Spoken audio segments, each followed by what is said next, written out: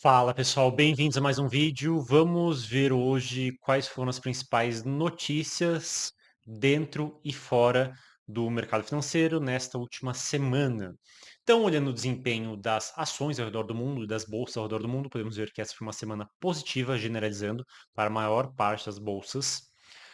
Olhando agora o S&P 500, podemos ver que a Nvidia teve uma queda razoável nessa semana, mas o resto da bolsa americana teve um desempenho positivo, principalmente aqui a Berkshire Hathaway, que chegou aí a US$ 1 trilhão de valuation, sendo a primeira empresa no mercado americano a alcançar essa valorização sem ser uma empresa de tecnologia. A gente tem também a Saudi Aramco, né, que é uma empresa aí, se não me engano, de mais de US$ 1 trilhão, já chegou aí a quase US$ 2 trilhões de valorização de mercado, que é uma empresa de petróleo. Não sei se tem outra empresa, além das Big Techs, da Saudi Aramco e agora da Berkshire Hathaway, que chegaram a esse valuation de mais de US$ 1 trilhão. Talvez alguma empresa estatal chinesa tenha chegado próximo a isso. Dentro do mercado americano, essa foi a primeira empresa financeira e a primeira empresa não tecnológica a alcançar o valuation de US$ 1 trilhão, tá certo? E outra notícia importante da semana foi aí a grande queda da Nvidia. Então saiu o resultado da Nvidia, foi um bom resultado, mas a Nvidia teve uma variação muito forte no último ano e mesmo o resultado tendo sido bom, muitos investidores acabaram aproveitando para realizar seus lucros. Agora, nessa imagem, vemos os principais índices acionários do mundo. Então, podemos ver que o índice russo teve um desempenho negativo, já o Ibovespa e o índice argentino tiveram um desempenho muito positivo. Olhando para as commodities, podemos ver que uma semana majoritariamente negativa. Então, o cacau e o suco de laranja, assim como a gasolina, tiveram uma forte desvalorização. Já a borracha, o gás natural e o trigo tiveram uma boa valorização.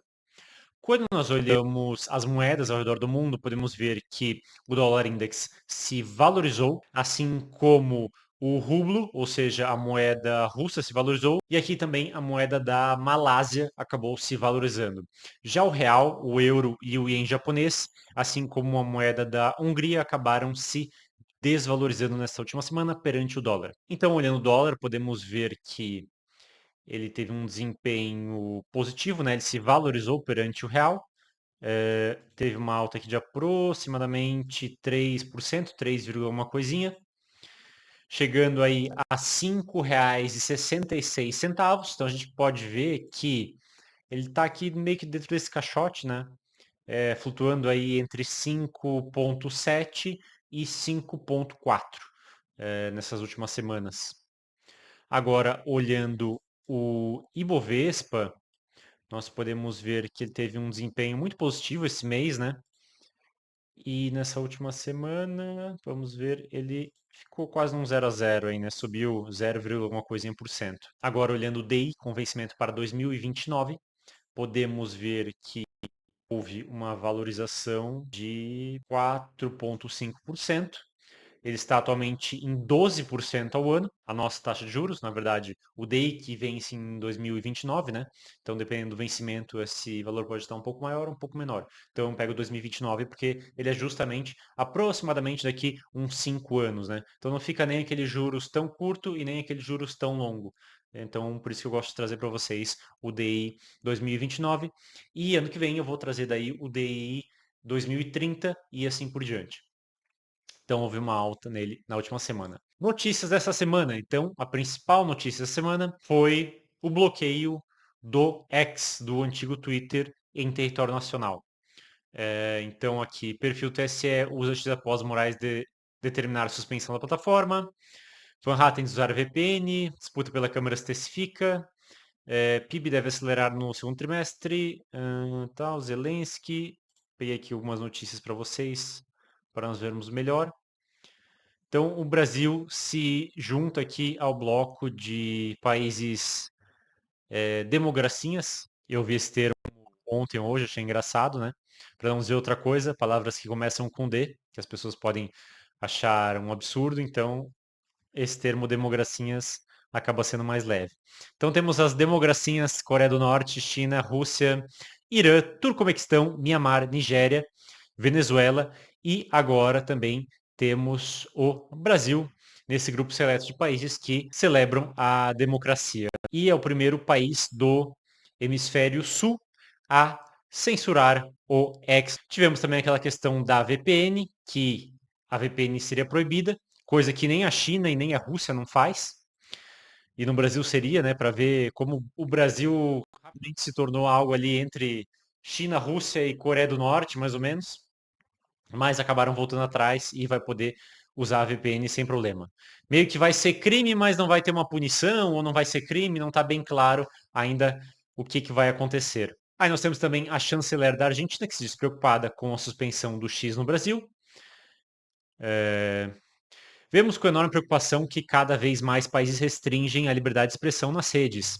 Na Argentina, há liberdade de expressão porque respeitamos a Constituição Nacional.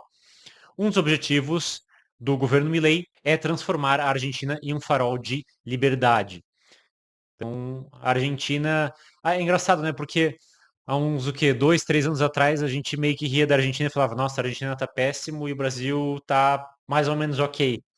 E agora a Argentina está meio que saindo do buraco e o Brasil está entrando no buraco. E a Venezuela cada vez mais no buraco, né? Então, é assim que o jogo segue. E aí eu vi também depois uma notícia que era, depois de proibirem ou punirem a Starlink aqui no Brasil, saiu uma notícia de que haveria um investimento de 3 bilhões de reais para a Telebrás fazer meio que o Starlink Brás. E nos primeiros segundos que eu li essa notícia, nos primeiros 5 segundos que eu li essa notícia, eu peguei e pensei que era brincadeira.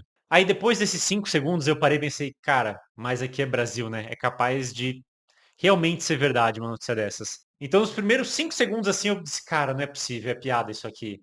Aí eu parei mais um pouco, comecei a ler notícia e disse, não, realmente é verdade. Realmente os caras querem fazer a Starlink Brás. Realmente isso vai acontecer. E aí já teve aquele anúncio de um investimento de 3 bilhões, talvez vai ter mais investimento para tentar fazer uma espécie de Starlink Brás. E o que vai acontecer? Vai acontecer o mesmo que sempre acontece com as estatais brasileiras. Vão enfiar bilhões e bilhões e bilhões e bilhões e o resultado vai ser nada ou vai ser um resultado pífio.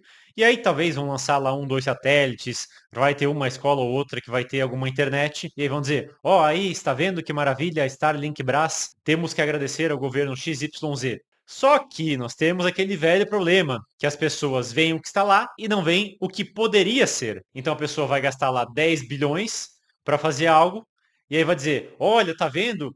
Tem tal coisa que o governo, que a estatal XYZ nos deu.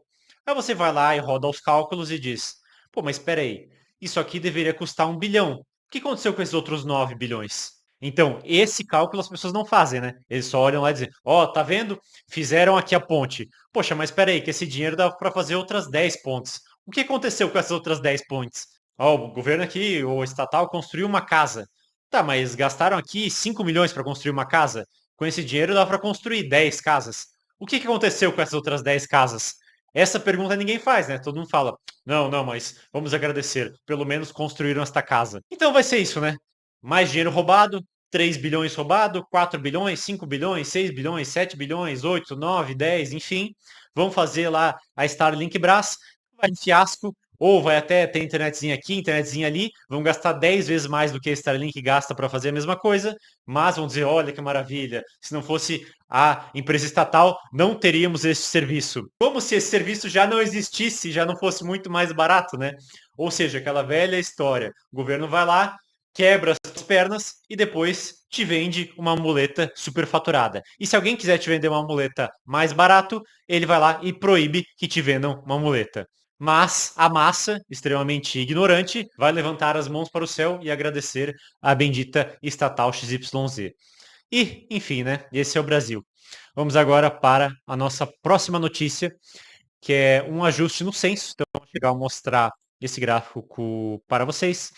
É a população brasileira aqui 1940, 41 milhões de habitantes. E atualmente é uma estimativa aqui do IBGE que nós temos 212 milhões de habitantes. Eu achei legal também trazer essa curiosidade para vocês, que é o consumo de cerveja ao redor do mundo. Então a China é o país que mais consome cerveja no mundo, depois Estados Unidos, depois Brasil, depois nós temos México, Rússia, Alemanha. E aí eu achei interessante aqui, vamos dizer, nós temos o primeiro, segundo, terceiro, quarto, quinto, sexto lugar.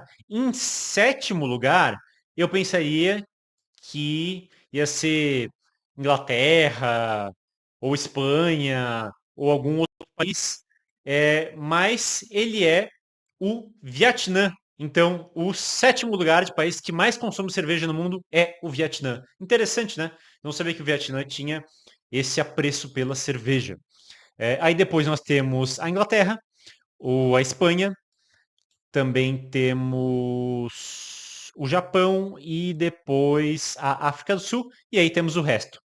Já quando nós olhamos os países com maior consumo per capita, aí nós temos a República Tcheca em primeiro lugar, nossa, tão disparado, né? E falam que lá a cerveja é muito barata, então acho que também muita gente viaja para beber cerveja lá, né? Porque sabe que a Europa anda 10 minutos, está em outro país, ou pega um trem e em 20, 30 minutos, 40 minutos está em outro país. Então é muito fácil, né? Você acabar cruzando fronteira e aproveitando o preço mais baixo de algum produto em outros países, né? Então a República Tcheca tem um consumo muito alto. Depois nós temos a Áustria, a Polônia, Irlanda, Lituânia, Espanha, Alemanha, Estônia, România, Namíbia, que é o primeiro país fora da Europa, né? Então, praticamente todos os países europeus são os que mais consomem cerveja. Depois Namíbia, aí país europeu, Croácia, Látvia, Eslovênia, aí Gabon também, outro país que não europeu, se não me engano, Namíbia e Gabon são países africanos, então interessante, né? O pessoal bebendo bastante cerveja lá. Aí Bulgária, Eslováquia, Panamá, então o primeiro país aí da América, país da América Central. Aí depois Hungria, novamente Europa. Aí México, Bósnia, país europeu. Camboja, que seria aí o primeiro país asiático que fica do lado do Vietnã, que como nós vimos consome muita cerveja. Aí depois nós temos Austrália, Finlândia, Nova Zelândia, Brasil, África do Sul, Inglaterra, Porto Rico, Portugal, Dinamarca, Estados Unidos, que é o segundo maior consumidor do mundo, Nova Zelândia, República do Congo, Rússia e Noruega. E China nem aparece entre os maiores consumidores per capita, mas com a população muito grande, acaba sendo o primeiro colocado. Pessoal, pelo vídeo de hoje é isso. Espero que tenham entendido, espero que tenham gostado. Um abraço e até o nosso próximo vídeo.